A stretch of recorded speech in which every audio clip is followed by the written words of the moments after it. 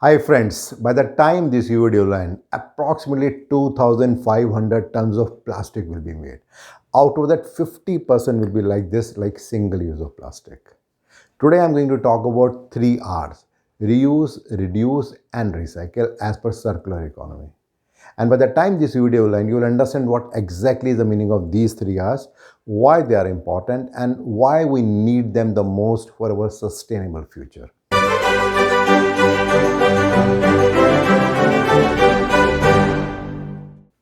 If we look around ourselves, in general, traditionally, we are using all these 3 R's in one way or other. The only thing is that we never realize that we are using it. But the important thing is that how we can increase it more often. So, for example, at house, maybe we are using a t-shirt. Maybe in the beginning we are going out for a party. Later on, when it becomes little load, then maybe we are using at home, and later on maybe we are gifting it to someone. So this is sort of an example of reuse. And similarly, there are so many things that we are doing. So for example, a gas cylinder which we are using at home, once it is full or maybe we are not using it, then again it is going back, we are refilling it, and again we are using it. But the most important thing is that how often we are doing these things in a structured way in our day-to-day life, and also when we are in an organization. When we talk about the circular economy, primarily there are two concepts which I am talking about. The first concept is talking about the linear economy. The linear economy talks about that somebody is producing it, then it is being sold, somebody is using it, and then it is going to a landfill.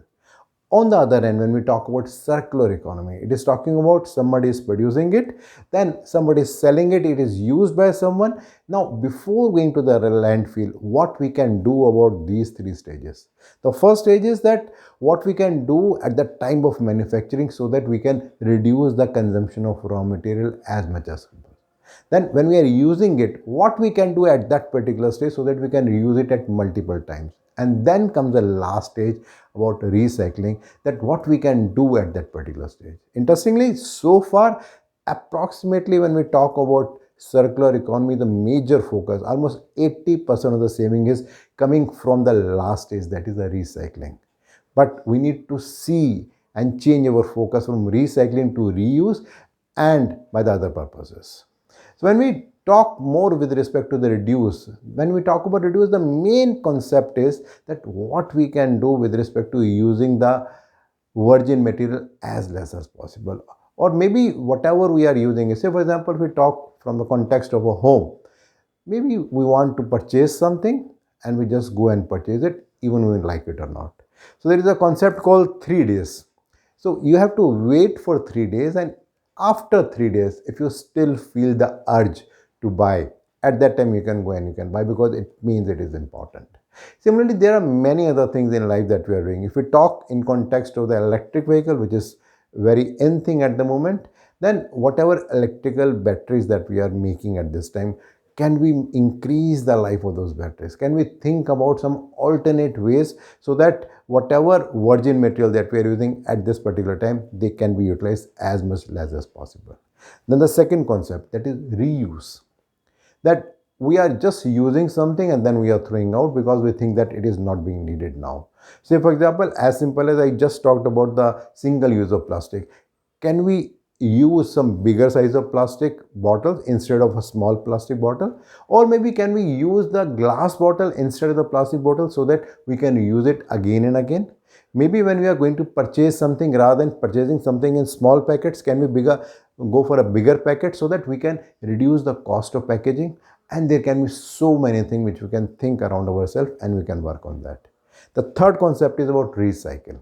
So whatever we are now sending to the refill, to the landfill, what we can do now, how we can use it again in some way. That you must have seen that many cases, say for example in tire industry, once the tire life is off, then what we do with the tires, then again the tires are being cut and then they are coming back to the manufacturing site in different ways and when using it. Similarly, there can be different ways it can be done.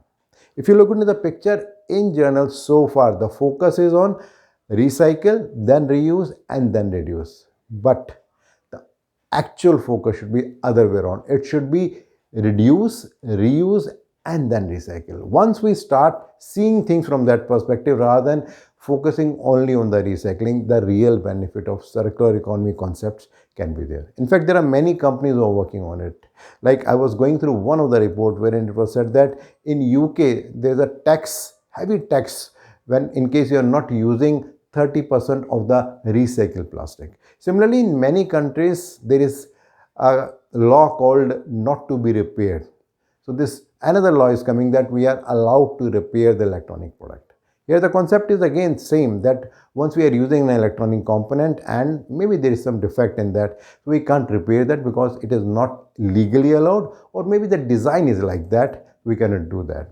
That's why it is generally said that when we talk about circular economy, the first focus is primarily with respect to the design of the material. That is the place where we really need to work on that and find out what can be done at the particular time.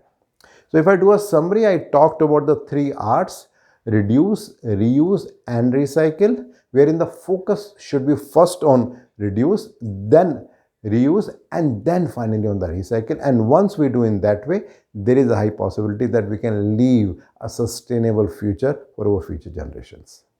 My next video will again be something related to the circular economy. Regularly, I'm getting a lot of feedback from your side and they're helping me to understand your expectations. So please do continue that. In case you are liking these kind of videos and blogs, you can always share your friends and colleagues, and you can subscribe to my YouTube channel and my website bhavyamangla.com. And in case you want to understand a little bit more about this particular video, you'll find a link below. If you click that, you'll find a blog there, and there you'll get this information in much more detail. Thank you.